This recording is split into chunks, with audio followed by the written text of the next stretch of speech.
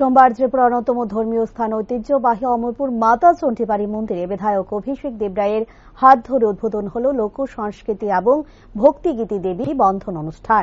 উক্ত অনুষ্ঠানে অন্যান্যদের মধ্যে উপস্থিত ছিলেন অমরপুরের বিধায়ক রঞ্জিত দাস, নগর পঞ্চায়েতের চেয়ারম্যান বিকাশ সাহা সহ অন্যান্য অতিথিবর্গরা।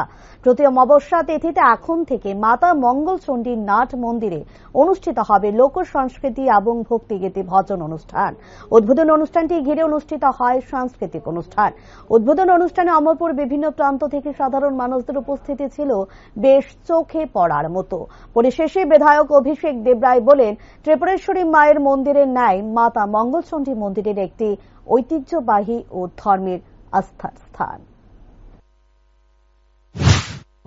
মন্দিরে হবে অমরপুরে, তো এটা আমাদের রাজ্যের বিভিন্ন জায়গা থেকে মানুষ আসবে এটা দেখতে।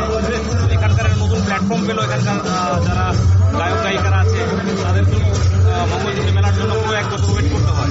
এখান থেকে নতুন নতুন শিল্পীর উদ্ভব ঘটবে এবং সর্বোপরি কালচারালি এই জায়গার মান অনেক গুণ বেড়ে যাবে। কারণ যেহেতু আপনারা জানেন অমরপুর একটা খুব সুন্দর শহর, সুন্দর করে বিশেষ কিছু করার নেই।